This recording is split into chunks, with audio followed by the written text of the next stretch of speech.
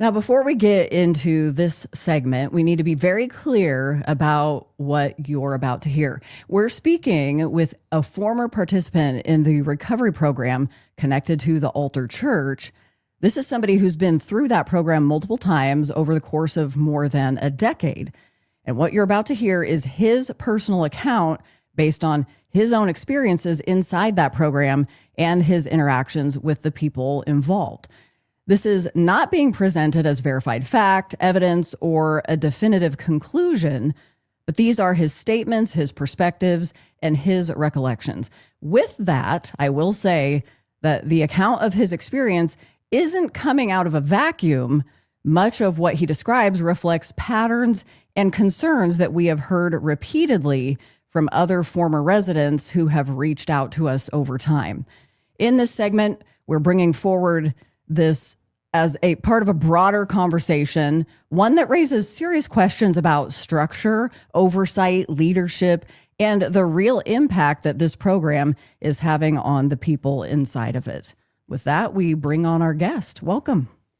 Aiden, thank you so much for joining us this afternoon. We're grateful that you chose to come on and share your experience and to let, more importantly, the audience, those out in the community, have a better glimpse of what goes on inside the ranch. So Aiden, welcome. Thank you for coming on. Thank you. Tell us a little bit about how did you wind up a resident at the ranch? Well, the first time that I went through the Good Samaritan program, I was only 18 years old. Before I had gone through the program, I was born and raised in Bellingham, Washington, and I had just started a new intimate relationship over there. We ended up moving over here because her father lives in Wallace. It didn't take long. We got in trouble, and we ended up hearing about the Good Samaritan program. Pastor reached out to me in jail, and that's kind of what funneled me into that program. And we both ended up going through at the same time, me and the men's side, her and the women's side, respectively. So when you say Tim came to you, Pastor Tim came to you in the jail, give us kind of a real brief overview of what that looked like. Well, it actually wasn't Pastor Tim that reached out to the jail. This was in Wallace in Shoshone County. So it was going to be a man named Pastor Sergio. And Pastor Sergio found me in there. And I didn't meet Pastor Tim until, already starting to get funneled into that program. Okay. So did he come to visit you while you were in jail or at a hearing? How did that take place? He was just someone that came into the jail regularly. He would come in and do Bible studies. He would come in and, talk to the guys in there, and you'd get pulled out of your cell and go sit in a circle. And he would come in there and, him and I just started talking, and he talked to me about the Good Sam program and told me that, it could be a really good thing, that it was a treatment program, and that it could, help me, with my situation, which was obviously charges at the time. So was this a deferral program? In other words, were you facing jail time, and in lieu of that, if you went to the ranch, that was deferred, or was this voluntarily done? Kind of a little bit of both, right? Because at the time, this was my first time getting in trouble as an adult. And when that happened, I got released on my own recognizance, and that didn't have anything to do with the Good Sam program. But I ended up going to the Good Sam program because I started to understand just how much this could help, right, with my situation. So was I released to go into the program? No, but I was released, and then I went to the program, and then by so doing that, I got probation. Tell us how when you arrived at the ranch, and when you, I would assume, graduated. Tell us a little bit about that first stay. Well, this was very new to me, coming from a place in Western Washington. The culture is so much different. I had never seen anything like this. And I was young, and I was desperate, because even at that time, I was desperate for an answer to my life's problems. And so by going through this program, this was something that I'd never tried before. This is something I'd never heard before. And so I went after it with everything. And then simultaneously, there was a woman who I won't, put her name in public like this without asking her, but there was a woman who also went through the program, the same woman that I was with. We went through at the same time, and we were both on our own sides, and, people, and we couldn't talk. but we would see each other at church from across the room. And, I want to say, I hate blanket statements, but it's almost like everybody was saying, God ordained this. This is meant to be. Clearly, you two are supposed to be together. You guys are supposed to get married, and so forth. And obviously, as an 18-year-old kid who now thinks I'm going to go to hell if I do anything outside of marriage, when we got out, it didn't take long before I wanted to ask her to marry me. And so when I was in the halfway house, John Padula was in charge of the halfway house at the time. I asked him personally, hey, can I go, one-on-one, ask this person to marry me? Because, we couldn't see each other just without anybody else there at all, unless we got permission. And he said, yes. So I went and, saw her. We went and hung out, and I asked her to marry me. And when she asked, and when she said yes, we kissed, because I just asked her to marry me. And John ended up finding out about that and kicked us both out of the halfway house. So we got kicked out of the halfway house. We had really nowhere to go. And, obviously, all of the impressions from the church at the time, just to be on the safe side, we went and got married. And that, you'll come to find out that did not work out. And I have 2 kids from that marriage, and, it's been tough on her and I, up until now. It's been a battle because of just the way that all played out. And, this is what I believe. I believe that situation was wrong. And it caused a lot of hurt for my kids and us. Yeah, that's rough. To make sure that I heard you correctly, when you entered into the program, did you originally enter it with your girlfriend that came from Western Washington with you? Yes. And so, but she was not the female that you asked to marry you. No, she was. Yeah. Yep. She was. Okay. Yep. So, This has all been one girl from Bellingham until getting married after the program, and same girl I went through the program with and everything. Yeah. So where was the halfway house, and how does that differ from the ranch? So the halfway house was on Fairway. I'm not sure if it's still there to this day, but the halfway house was on Fairway. That is the program that you go into once completing the Good Samaritan program. That is not set apart discipleship. Set apart discipleship is what you go into before the program. And I didn't mention this, but I did go into the set apart house before going into the program for the first time. I was actually one of the first 4 ever to be in that program. So I was a pioneer of the set apart house, and I've been around that since the very, very beginning. Let's divert just a quick second. Tell us a little more about the set apart house and where that's at, who operates it, and what it was like there. So originally, the set apart house was set behind Goodwill in Coeur d'Alene. That is originally where it was. It's not there anymore. It's been moved, I want to say more than once, but at least once, I believe twice. But at that time, we lived with John, his wife. At that time, it was just one kid.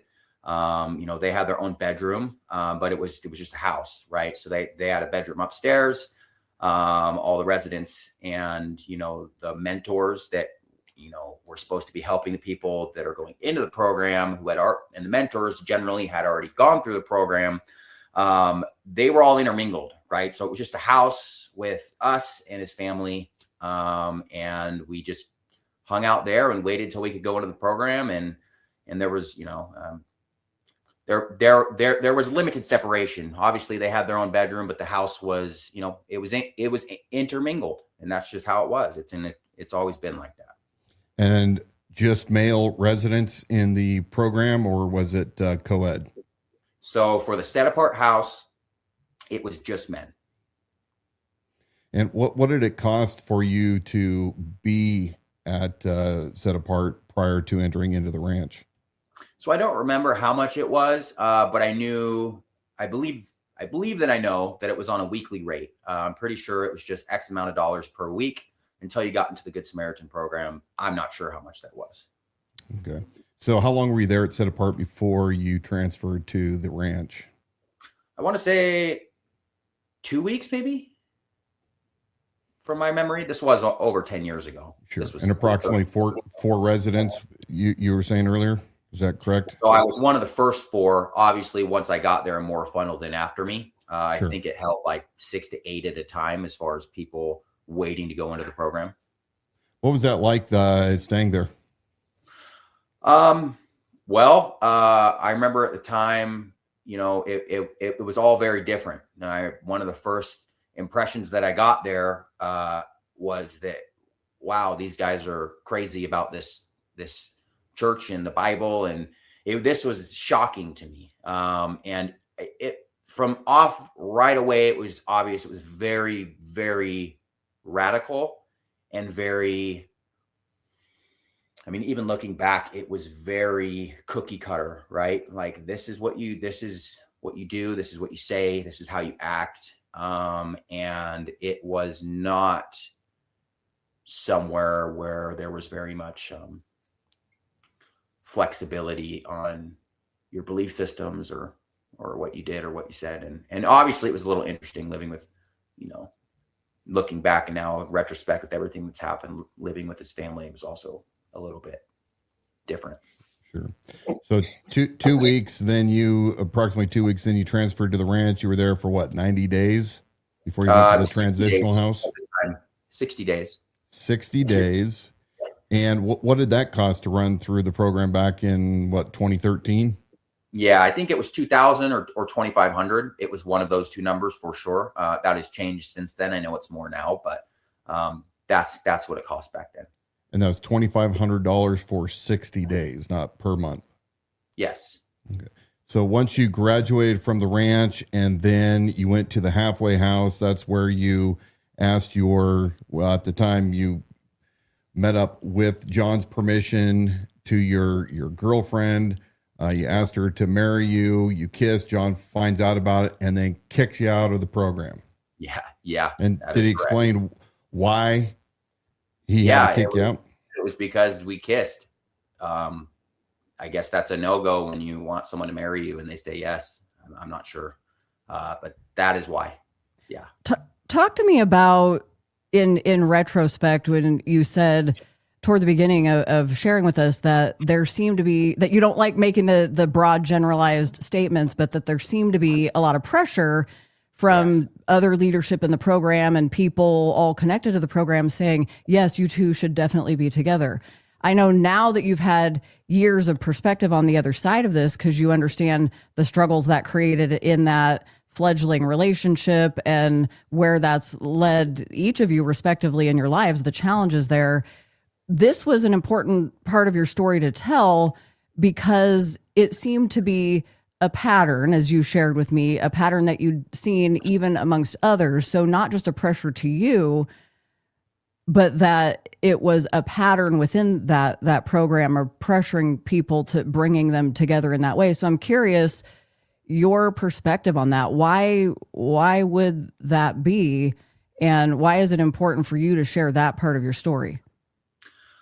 Well, it's important for me because of the way it's affected my life, right? And this might not land with everybody just because it is something so personal to me. If me speaking on this doesn't exactly, maybe with some it's going to land and they're going to get it, and with some it won't. But the pressure that comes with this type of a thing, even for years after that, they were insistent that we were supposed to reconcile our marriage. And there's a reason it didn't work.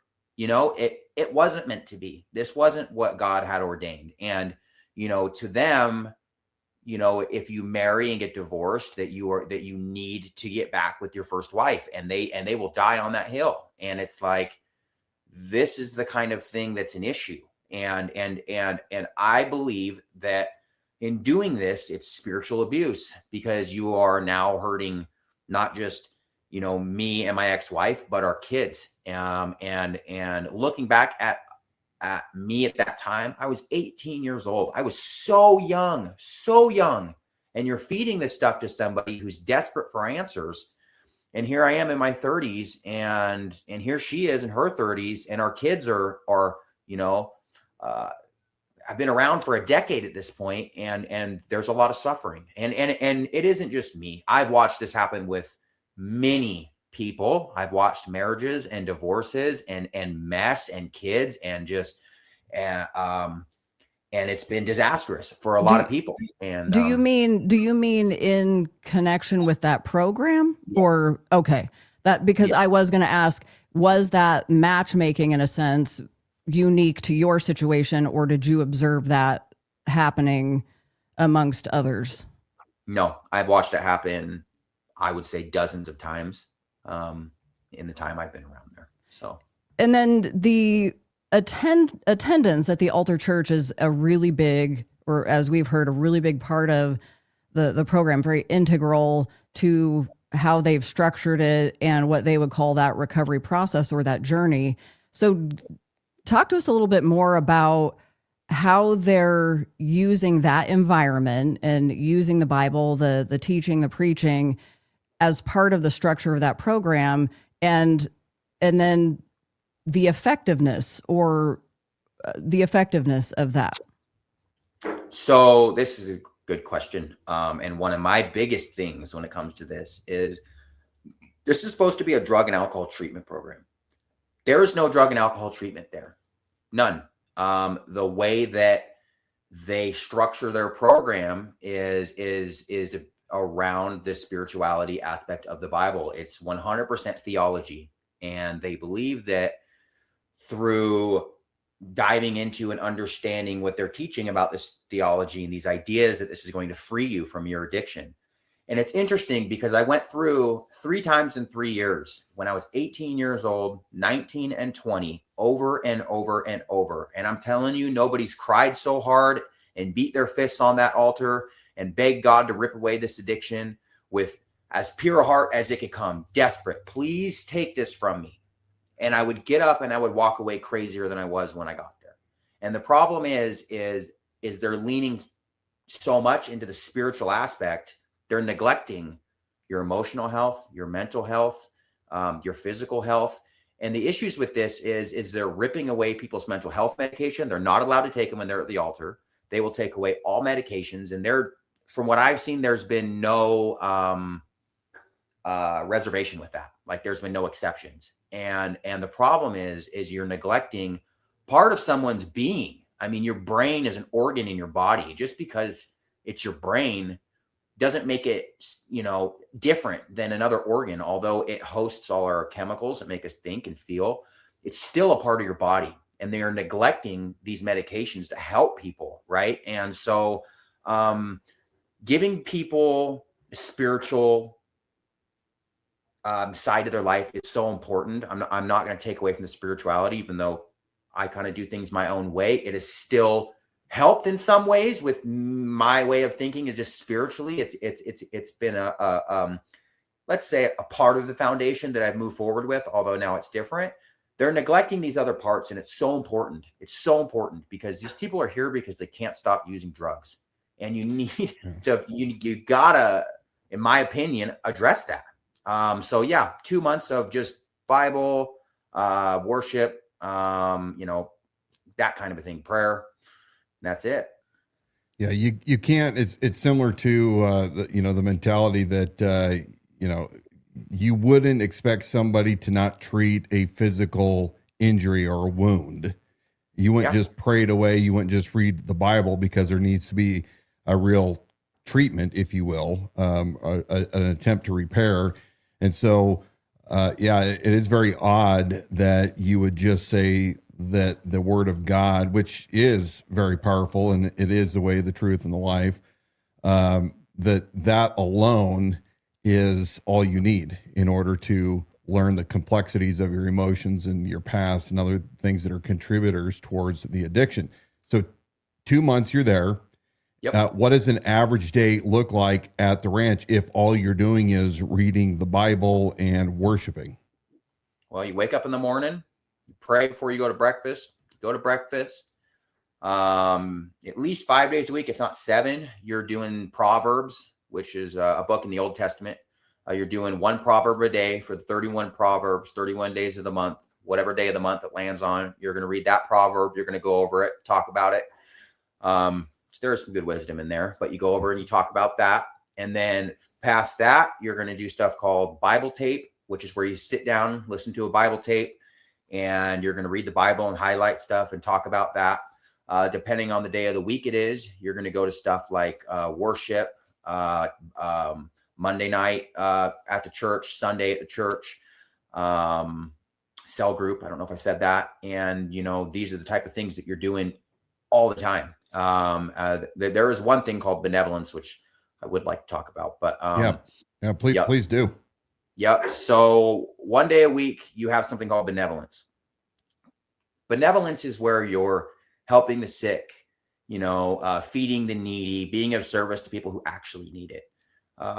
We will go up to, somebody that goes to the church, to his big, nice house, and we will landscape it for him. So you get, 20 guys up there landscaping some person's house who could, by all appearances, probably pay to have somebody do this. And I'm not going to go too far into that, but that is what we do for benevolence. Sometimes we'll go chop our own wood for the houses, but other times, we're going and working on people's houses who don't seem to, need that from us. But that's always rubbed me the wrong way. You can read into that what you will, but to me, it doesn't seem right when we could be working a soup kitchen, helping the homeless, feeding people, in some way being of service to someone who's less fortunate.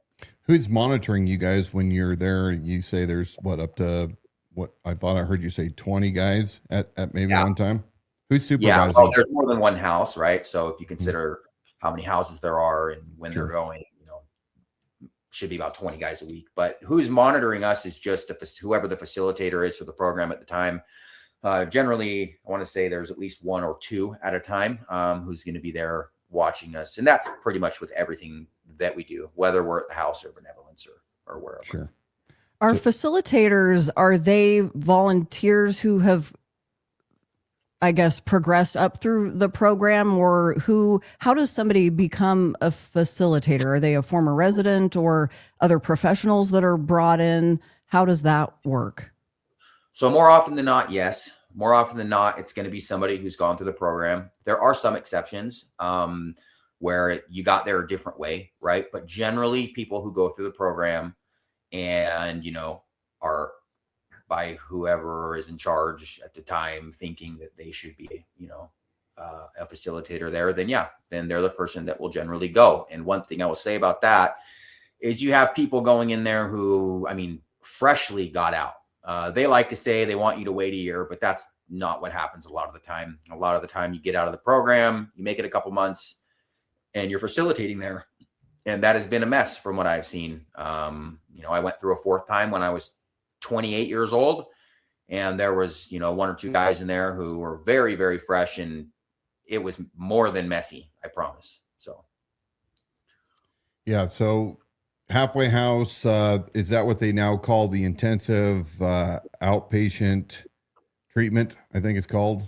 Yes. That is where you go to live when you're doing the intensive outpatient. Now, if you're not court ordered to be in the halfway house, you don't have to be. You could do that. You could do the intensive outpatient somewhere else. But it seems to me at least 50% of the time you're court ordered to do the entirety of the program, which includes the halfway house.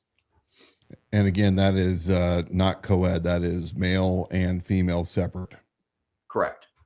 And how many residents, when you were there, how many were living in these halfway houses?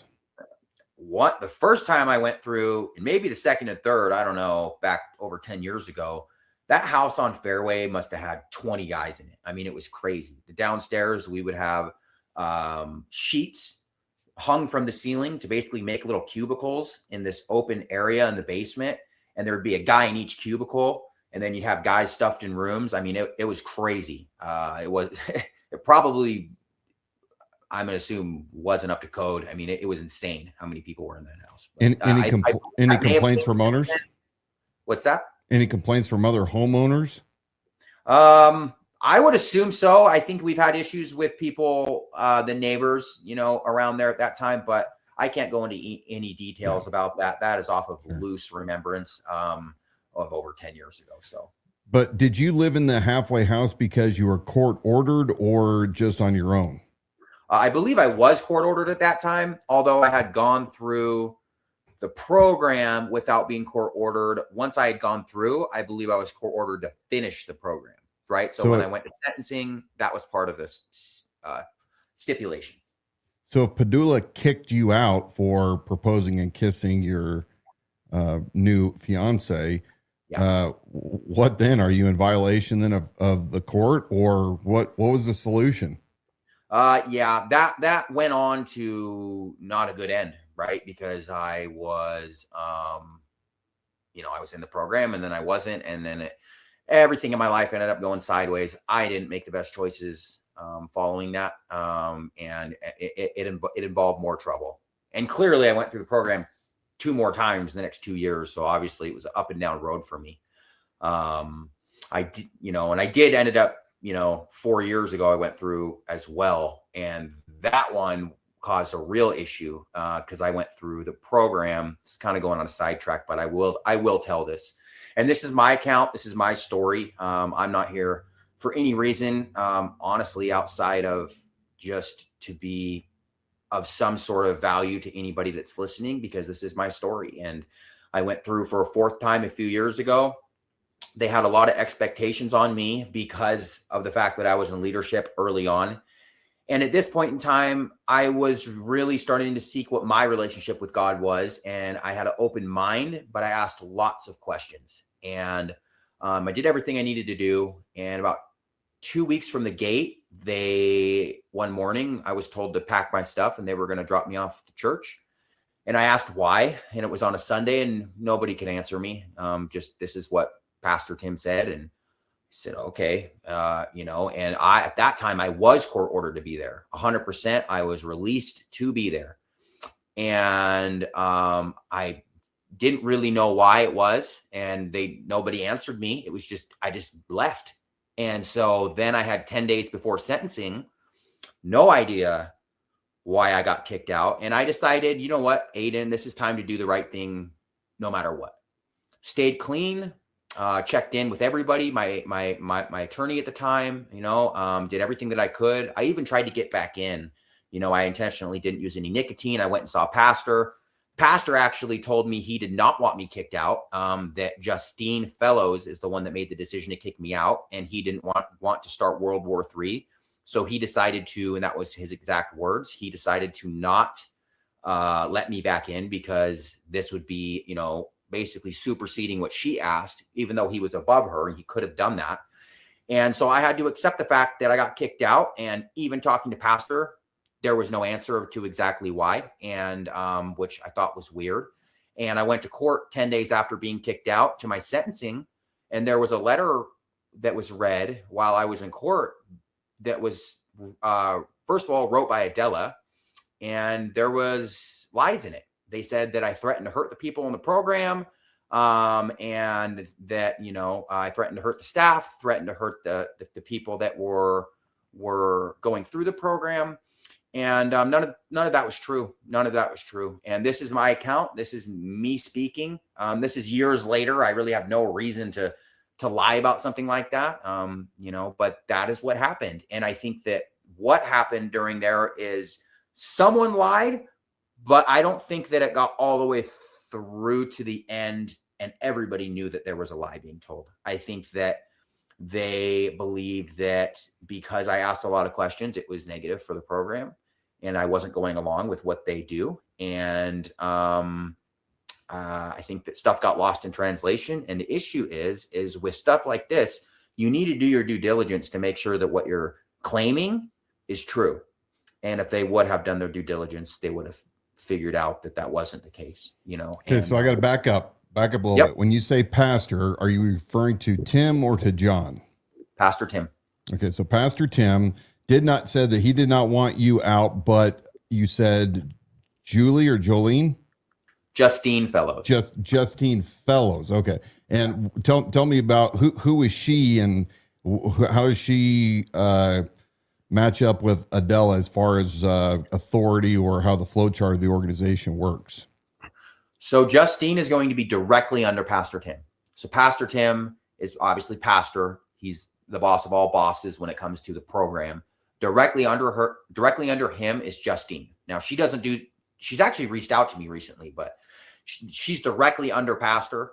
And so, she's like the director or the vice director or whatever it would be of the program. Adela works the front desk for the altar itself. She does a lot of like the I would say, desk work for the program. She, works on calendars, letters, clearly, stuff like that. So stuff kind of gets funneled to her, and then she puts something together and sends it out. And so that's kind of how we got there, right?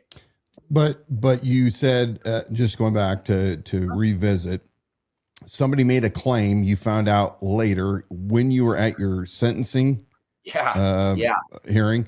So from that time that you were told, hey, pack up your stuff and go, had you had any beefs with any of the other residents or anybody that you suspect would have set you up? And then to confirm, nobody at any time came to address, according to you, nobody's come to you in that span before you were removed on that Sunday to say, did you or did you not say or do these things? 100%. Nobody talked to me about it at all. Nobody addressed it. Nobody said anything about it. It was a strange line of events, right? I heard through the grapevine through somebody named AJ that I was supposed to be removed. He was the facilitator on at the time. There was no forewarning or any talk or anything before that. So I was just told to pack my stuff by AJ, who was the facilitator.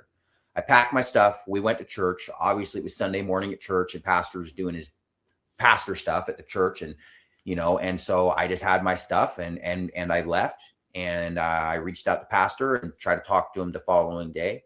He told me that he didn't think I should be removed, and he still didn't address why I was being kicked out. And he actually promised me that he was going to write a letter saying he didn't want me kicked out and that he was, believed in me and all of this stuff for my court, and that he didn't do that. So he broke his promise on that. And I didn't find out why I was being removed until I realized that, something went sideways somewhere, and I was paying the ultimate price, and I went and did a rider for that. And I tell you what, when I went on that rider, I had so much peace in my heart because I knew that I did everything I needed to do, that I wasn't in the wrong here. And it actually, even though it was terrible, I was gone for a year, I grew exponentially through that experience because, I was the man that I needed to be, and I could live in my own skin. And I knew that what they said was wrong. And, that's what it is. And so, interesting story, but it's given me a lot of peace, believe it or not, weird as that sounds. As you've shared that part of the story with the obvious influence that the leadership in the program has, even within the judicial system, and it somewhat your hands were tied as a recipient of that, or you were somewhat defenseless to rebut what was being said as a referral or unreferral from the program. Now, you also have mentioned here a couple of times that you went through the program, I believe, 4 times over the span of a decade. You even were vying for a 5th for your own, to help with your own journey. Yeah. Through that time, you had a lot of interaction with leadership and structure. It's given you a lot of perspective. And I would imagine have also sat in those courtrooms or have spoken with other residents as to how it is that in the leadership with this ranch program, that they're involved with the court system here in the county. So talk to me about what you know or experience firsthand as to how, not even just coming in and writing the letters in your case, but with other residents, how they're involved with the judicial system, even all the way into the courtroom. So the number one thing with this is understanding that they have a monopoly on drug and alcohol treatment here in North Idaho. There is a treatment center in South Idaho called the Walker Center. That's the closest I can think of. And the problem is when this is your only answer and you want help and you want a way to be able to try to figure your life out without going to prison or being in jail for a long time, this is your answer, right? And they have a lot of pull in the courtrooms. I mean, the Good Samaritan program has more pull than probably any other jail alternative that I've ever heard of anywhere. And so with that, you have first John will go from courtroom to courtroom, on behalf of the Good Samaritan program as a representative to either say, hey, yes, we're willing to take him, or hey, I'm here to pick him up, or whatever. And John is not the only one.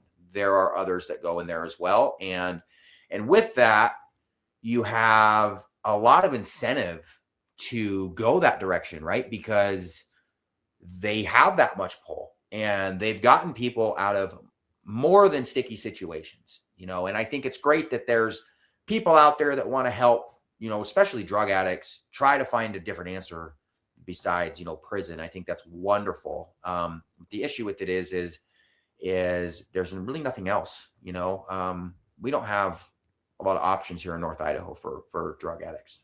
When you say sticky situation, give me what does that mean? Give me an example.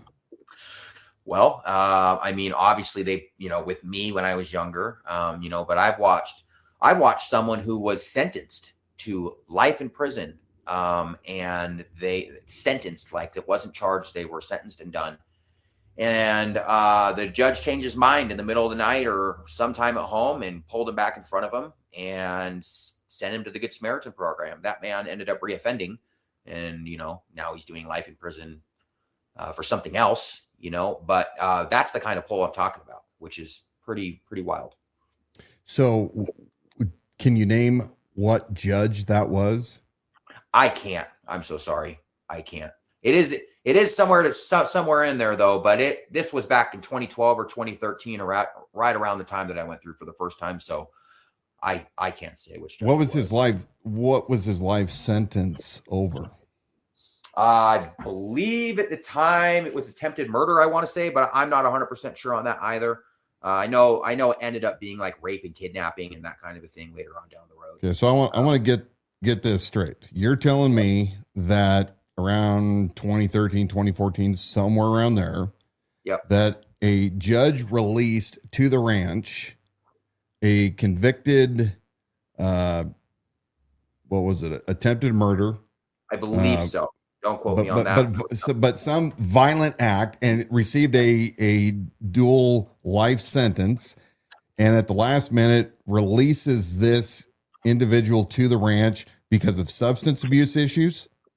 I am going to assume it's over substance abuse issues, but I'm not sure. Did you have any interactions with this guy while you were at the ranch?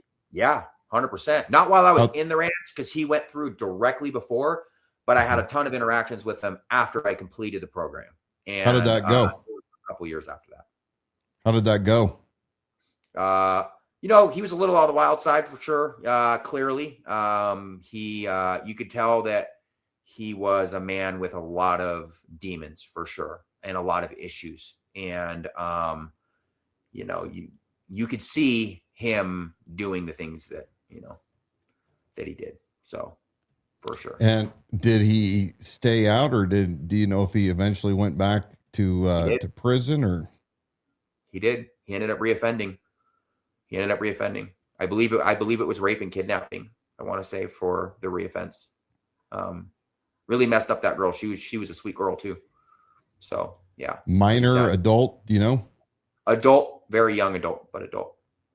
I do want to add that I had looked that up, and I actually do have links to who that person is, and then links to news stories from around about that time. And I believe it includes information possibly as to who the judge was, but it substantiates the story. So I wanted to add that. I meant to actually bring it, but we can bring that in as supporting information just to corroborate that. I know that we've taken up a lot of your time so far, but a couple things that I wanted to get to is, obviously, if you go through the program 4 times, you must have some buy-in. What was your final, decision not to continue to go to the ranch anymore? You were talking about a 5th time. What was it for you? And in retrospect now, with your decisions to originally go to the ranch, how does that, how do you overall view that decision? Well, the buy-in started and stopped when I was about 21 years old. The fact that is the option means that you continue to go because you don't have another option. And the last time I went through, was the absolute breaking of the back end of the line. I got all the answers I needed the last time I went through. And I think that, I have a lot to say about the whole thing in its entirety. There's no way I would ever go back ever again, no matter what. And that's just the truth. What would be your like 2 or 3 top reasons as to why you would not go or would not recommend others to go? Number 1 reason is spiritual abuse. The number 2 reason is inconsistency with rules and expectations, and people like John and his story not aligning with what he expects of other people. 3 is, I have found a spiritual existence within myself and God being the most important thing in my life, bar none. And it just doesn't quite look like that, like theirs. And so that's the way I'm going to keep it. Spiritual abuse. Tell me more about that. I'd love to hear that. Well, number 1 is, I wouldn't say number 1, but an example would be the fact that, we were, I believe, spiritually beat into getting married at a very young age. It caused a lot of problems. And another thing is you create this dynamic where, and I was tormented for years. I went through 3 times, and it took several years to get past this torment of feeling like I'm going to go to hell for every little thing that I do and every little thing I say. And it was a nightmare. I mean, it was so torturous. And I kept thinking, where's God in all of this? It says in the Bible that, God is not the author of confusion, and it also says that for God hath not instilled the spirit of fear. But yet, why am I so fearful and full of anxiety all the time when I press in spiritually, when I, with a pure heart, and ask God to work in my life? And the answer that I've come up to is God's missing out of a lot of this. And, they wouldn't say that, but I'm going to say that. And so, with that, I think that you cause a lot of harm. And I am definitely not alone in these feelings. There's a lot of people that have went through that feel very similar. And I just encourage anybody who's been through that program, who's feeling that way, maybe right now, to seek God for yourself, find out what you believe God to be truly. If God is love, and God is forgiveness, and God is grace, and God is, all of these things, find that. Lean into that. There's power in that. The fear and the anxiety and all of this stuff is not of God. And who's pushing when you say that, they're preaching and you feel like you're all the time, you feel guilty, anxiety, like give me just like 1 or 2 examples of what an act might be that would be one of those triggers for you to feel anxious or to feel condemned. And then who's preaching that to you, and how are they delivering that to cause you to feel that way? Well, the people that are preaching it trickles all the way from the top down to the bottom. From the time you hear Pastor Tim preach on a Sunday, to the facilitators in the program, to the leadership, and it's really just about anything, right? That where your humanity does human stuff, right? You may look at a girl, or you may, you may say a bad word, or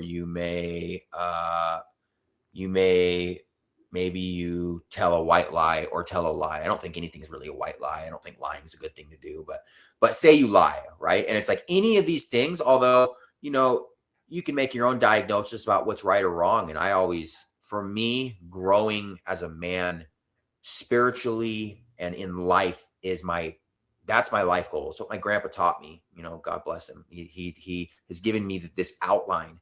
And with that, I think that there needs to be some sort of level for some grace in these places. And the way that they deliver this stuff is crazy almost, it's just like, it's so extremely heavy and condemning. And they missed the mark. That seems in contrast. So when we hear, for example, John Padula running for county commissioner, he was on a podcast several years ago prior to his political aspirations.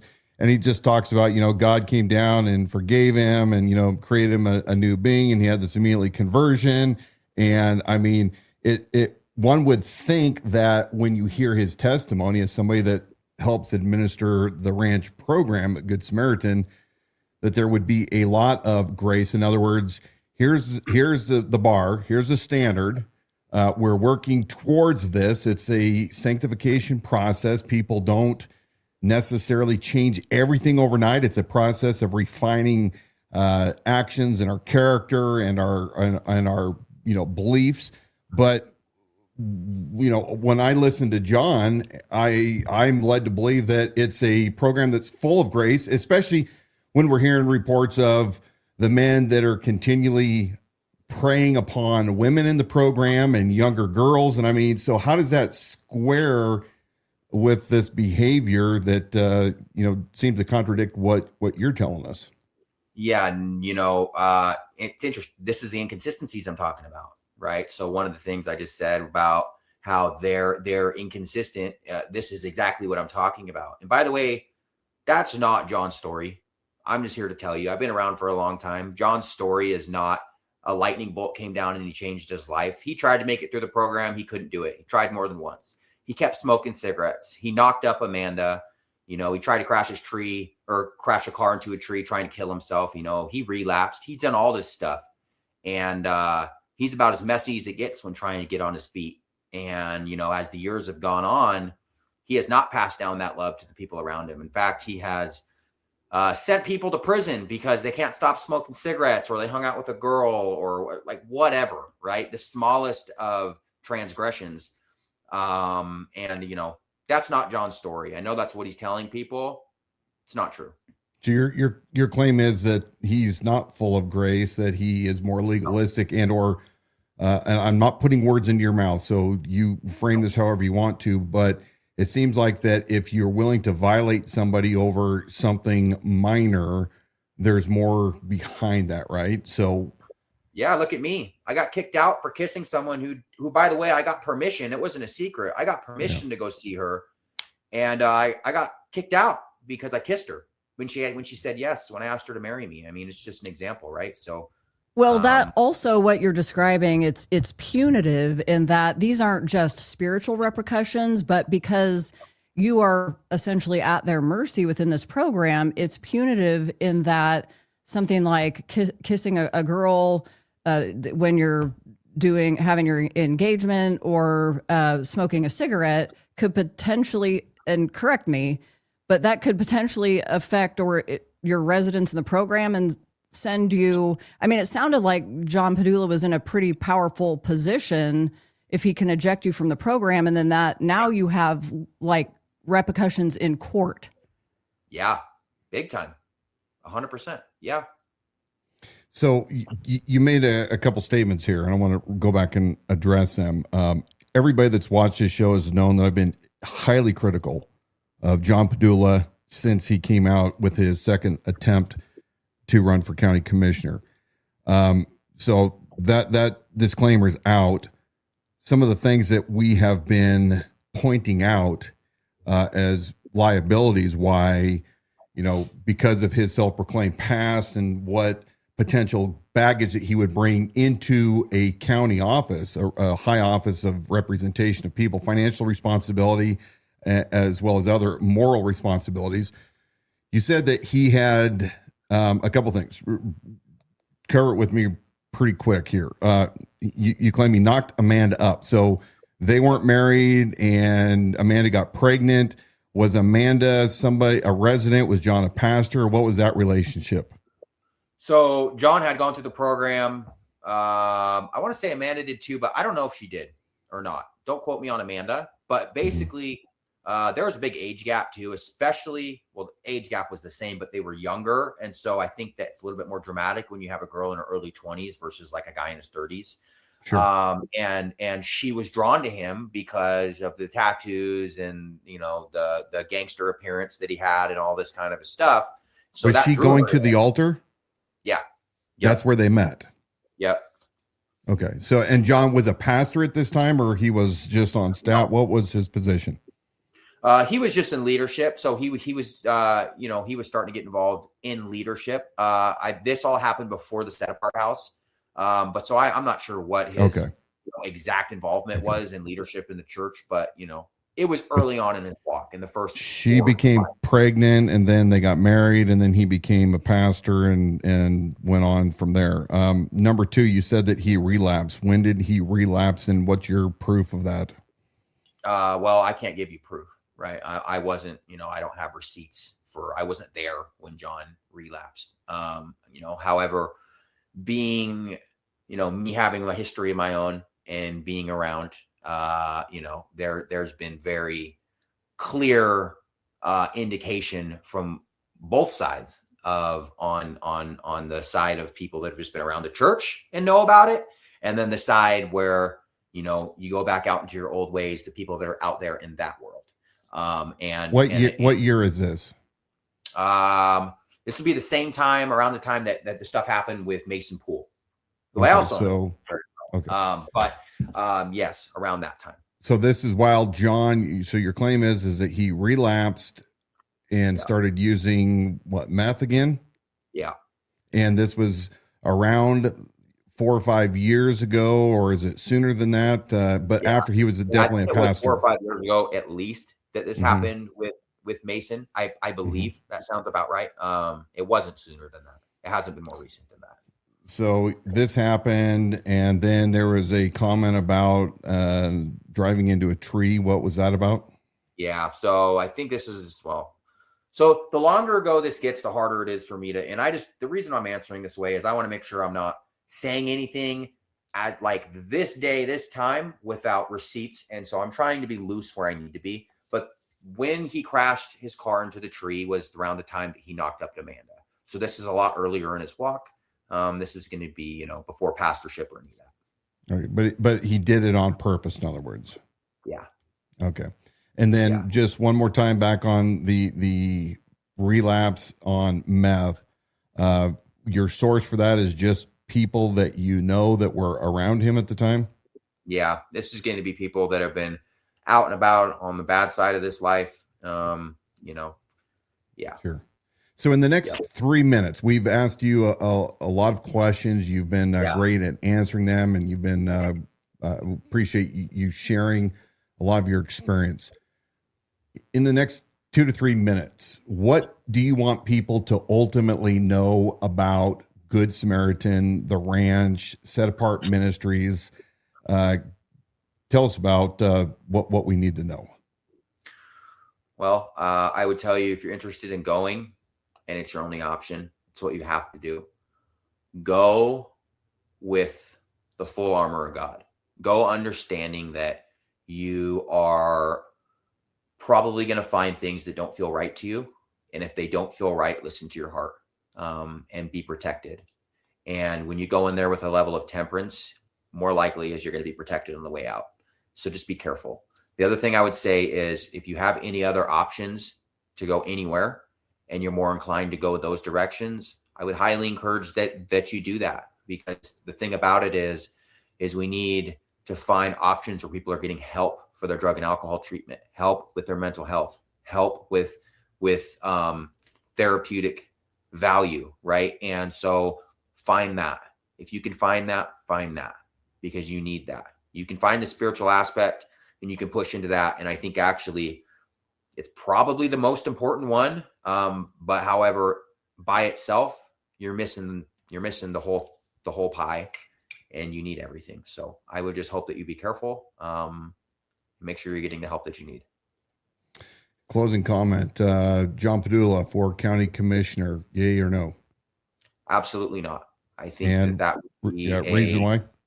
The reason why is I've known John for many years. The liability aspect, that's part of it, right? If I was going to run for county commissioner, there'd be a liability, right? Just because you have to understand who people are. And although maybe not at fault for the fact that they struggle with addiction, it's just the fact. So you need to be careful when you're putting people in positions of working with the law or with bills or with anything like that. And I think that John, beyond the liability aspect of it, I believe there's other issues. My belief is that in many aspects, John's heart is full of pride, ego, and deceit. And I don't trust him. So I will, that is coming from a place of here. I know this person personally, and that is what I believe. He made an address saying, setting the record straight. He didn't set anything straight. He wanted to talk about what his intentions were of why he's running. He didn't set the record straight. And so it's these kinds of things that concern me. Aiden, thank you so much for reaching out to us. Thank you for your story and being willing to come on and to go on the record. And we hope this is helpful for those that are still getting to understand the dynamics of the altar, Cataldo Lighthouse Ministries, and that whole operation there. So thank you very much. I want to ask one more question briefly. How has your journey been since then? How are you doing? You can give me the quick answer, because I know we're at the better part of an hour here, but I just want to know how you're doing. And you have given some great insight, have been extremely articulate, and I too just personally wanted to thank you for your willingness to share. And how are you doing? I'm doing wonderful. My life has been up and down. I have a long history, and my grandpa got sick with brain cancer at the beginning of last year. Well, no, at the end of 2024, he was my best friend in the whole world, and that led to a rough patch. But I'm very, very grateful that I was able to turn it around, and it's been a good while now. I've been doing really good, and so I'm just, more than anything, I'm grateful that I have my life today, and that I'm clean and sober, and just trying to grow, just trying to push forward. I'm grateful for all of my setbacks and the things that have gone sideways for me in my life. And sometimes the hardest seasons produce the biggest blessings. And so I try to see that pain and discomfort and times of like, wow, everything isn't going perfect, is actually a blessing. And so it's like, I wouldn't say I seek pain, but I find comfort in it, because I know that I'm being purged of just things in life. And so, I've learned to press into that, and I've been blessed with more than I ever thought I could possibly be blessed with for this point in my time in my life. I mean, my life is just a huge life full of blessings and things I don't deserve, and just wonderful, wonderful people. It's a great testimony, brother. And Donna, thank you for asking that pertinent question. And Aiden, I really appreciate you. We look forward to talking with you again. And I just want you to continue to stay strong and courageous, and trust in the Lord with all your heart. So thank you very much for coming on, and we'll talk to you again real soon. All right. Thank you, sir. Thank you, Donna.